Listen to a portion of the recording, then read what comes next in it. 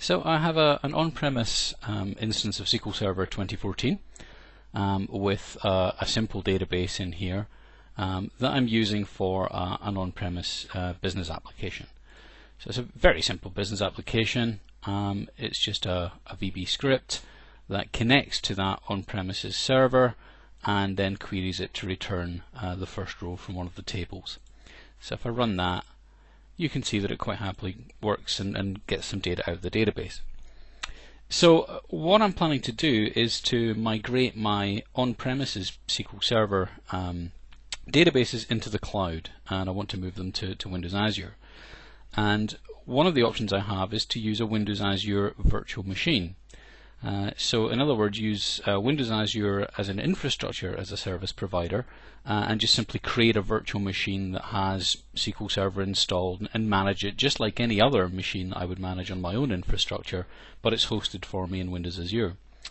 So to create a virtual machine, we just simply come into the virtual machine area of the Windows Azure portal here, and I can go ahead and add a virtual machine.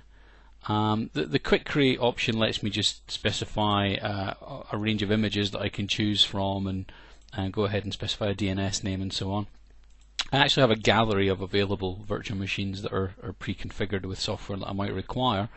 So what I might want to do is to install, for example, SQL Server 2014 CTP1 on Windows Server 2012 R2. So that might be something I want to do to go ahead and deploy. And I can choose that and specify a name for the virtual machine and a size for that virtual machine, and that's in terms of the amount of memory and the number of processor cores, and specify an administrative username and password and so on. So to save a little time, it takes around 15 minutes to typically provision a virtual machine. So to save some time, I've already got one here, and as you can see, it's up and running. It's called AzureSQLVM, and its fully qualified DNS name is there, grahamsqlvm.cloud, and I can't scroll that way any further, but if I click on that, I can copy that to the clipboard, so I can always get a hold of that fully qualified domain name in order to connect to it. So that's great. The virtual machine is there. One of the first things you'll want to do once you've provisioned the virtual machine is actually create a remote desktop session to it in order to do any configuration that's required. And there's a connect option here that lets me do that. I've actually already opened up a remote desktop session, and here it is. So we're running my Windows Server 2012 R2 virtual machine. And I've already, just to save time again, made a few configuration changes already, but I want to show you what those are. So I'll click the Start button and look at all of the apps on the server. And as you can see, it's already installed SQL Server Management Studio for me on here. So in the remote desktop session, I'll open that up, and I'll connect to the SQL Server instance on the VM in Windows Azure. And this is just regular SQL Server. This is not a Windows Azure SQL database or anything like that. It's a fully installed SQL Server instance. And the things I've done on here, just to make life easier for myself, I have changed the security settings for the instance to support both SQL Server and Windows Authentication mode, and I have enabled the SA login and given it a password, just so that I can connect to this server remotely and manage it, from a SQL Server Management Studio on an on-premise machine. Now, what you could do in a production environment is you could actually use Windows Azure Virtual Networking to extend your Active Directory across into the Windows Azure services that you're using, and actually use Windows authentication throughout. So you don't have to use SQL Server authentication. I'm just doing that to make life a little easier for myself. So that's what I've done with the SQL Server. There's something else I've had to do as well. By default, Windows Server is obviously firewalled, and if I have a look at the local firewall, there are a number of rules defined for inbound traffic. Now, there's two I want to draw your attention to. This one here, SQL Server Cloud Adapter TCP in, was already defined for me. That was created for me as the Windows Server was provisioned. The reason that's there is a service that's running on this machine called the SQL Server Cloud Adapter, and it's there to enable connectivity between, or secure connectivity rather, between on-premises SQL Server instances and this SQL Server instance. So there's an additional service that's running, and there's a rule there, and if I have a look at that rule, you'll see that it's allowing traffic through port 11435. So that was already there for me. What I did have to do was create a second rule, this SQL Server rule, just to allow client applications and management tools and so on to connect directly to SQL Server. And the default port for SQL Server is 1433, so I've created a rule that allows inbound traffic on that port. So that's the only configuration I've had to do in the virtual machine itself, and I can close out of all of that. And actually I can go ahead and log out of this remote session. I don't need that anymore. What I've also had to do, those firewall ports that we've just seen enable communication, network communication with that server within the Azure data center. But of course, if I want to connect to it from outside the Azure data center, from an on-premises machine, I also have to create some endpoints that enable access through from the web into the Azure data center in the first place. So I've created two. I've created one called SQL Cloud, and the important thing here is the private port is 11435, which is the port we saw earlier on, and that's what SQL Server will use to manage that secure connectivity between instances. And I've also created a port here for an endpoint rather for SQL Server with a public port of 57500 and a private port of 1433, and that's the port that my client connections are going to use to connect the endpoint rather that they're going to use to connect to Windows Azure and then on through to the SQL Server instance. So there's a fair amount of infrastructure administration I need to do to get the thing up and running, but once that's done, once all that's in place, I've got my virtual machine, and actually that virtual machine is supported by a Windows Azure cloud service that's been created for it, and also it's got a Windows Azure storage service, and that's what acts as the storage location for the virtual hard drives for the virtual machine. So there's a couple of VHDs that are used to host the virtual machine, and I can create additional ones and create databases on those virtual hard disks in the virtual machine there. So that's effectively the physical storage, if you like, for the virtual machine. So all that's now in place, and what I want to do is I want to take this local database here that I've got, and I want to migrate that up to Windows Azure. Well, let's go ahead and connect to the server in Windows Azure. You can see I've already actually connected previously, and it's the fully qualified DNS name of the virtual machine, and then a comma and the port I want to connect on. So I'm connecting, remember that endpoint with a public port of 57500. That will then route through to the 1433 port for SQL Server. So if I go ahead and connect to that, and you can see it's just a regular connection to a SQL Server. That's exactly what it is. And if I have a look, I can see there aren't any user databases on there at present. Well, that's all fine. Now what I want to do is I want to take this database here and migrate it up. So to do that, there's built into SQL Server Management Studio for SQL Server 2014, there's this option here, Deploy Database to Windows Azure VM.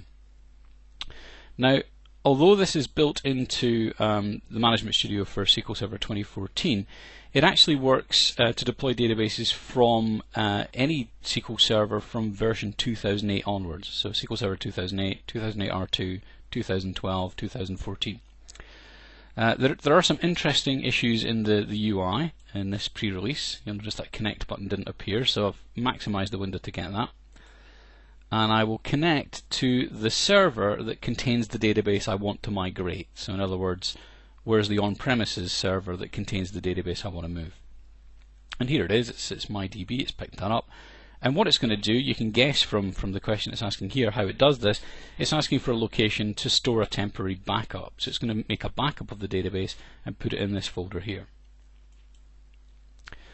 So next I need to connect to the Windows Azure service and get the necessary security credentials in place so that I can make that connectivity.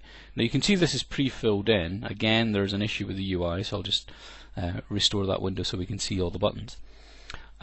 You can see that I've got a management certificate and the subscription ID and so forth.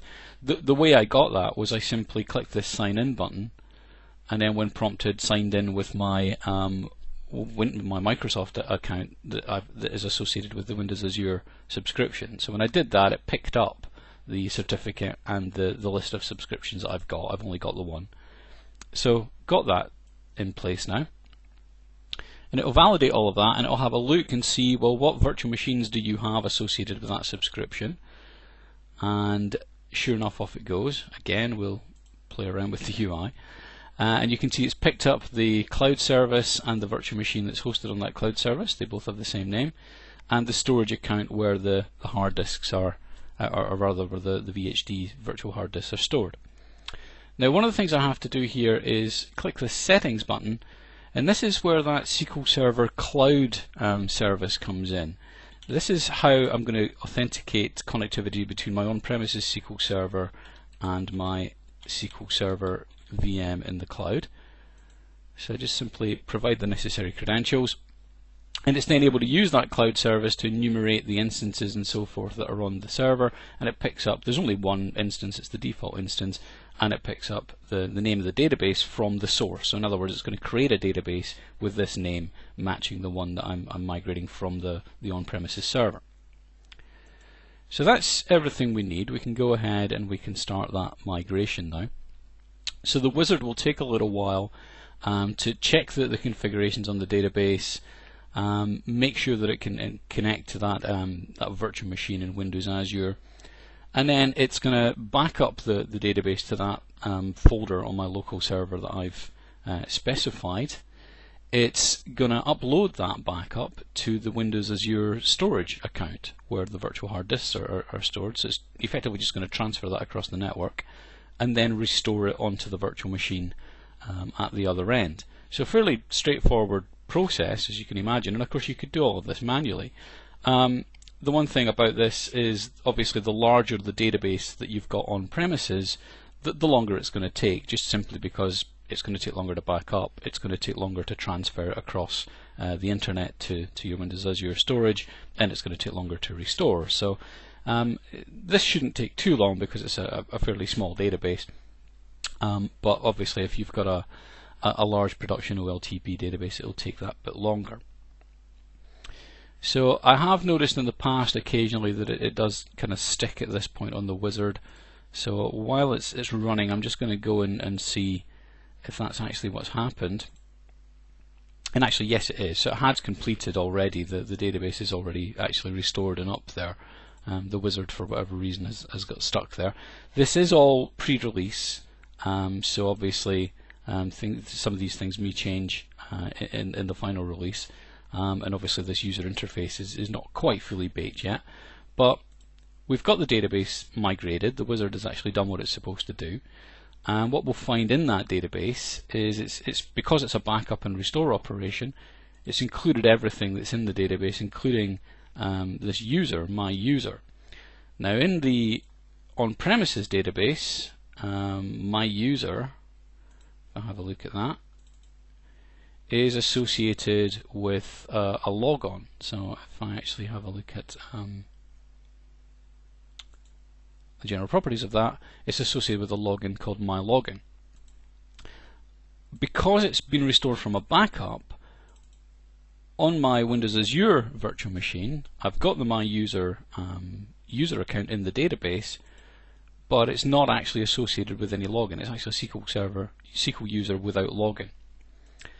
So there's a couple of things I could do here. I could configure the Windows Azure copy of the database to be a contained database. In other words, it doesn't use a login, we just connect using the user credentials, and I could add a password to that user. Or if I don't want to do that, if I want this to behave just like any other database scenario, I can go ahead and delete that user, which is now orphaned, and create a login in my Windows Azure instance. and we'll just use the same name as we had on premises, and we'll make that a SQL Server login with a password.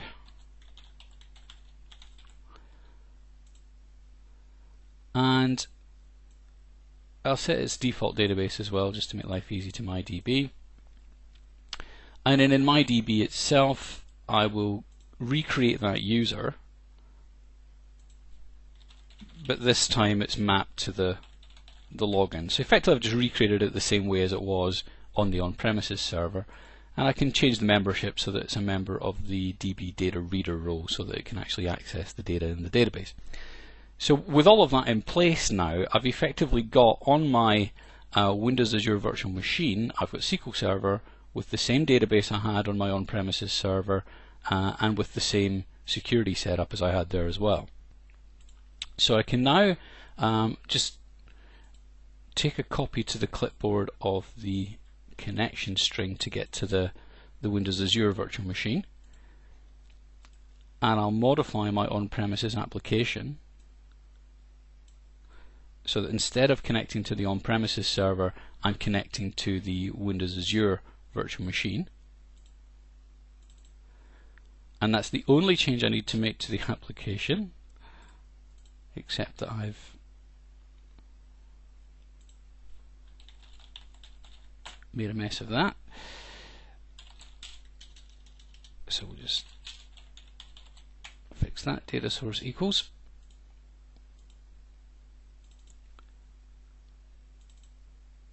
And it now connects to the on-premises, I beg your pardon, to the Windows Azure server, and is able to query the database and get the data back.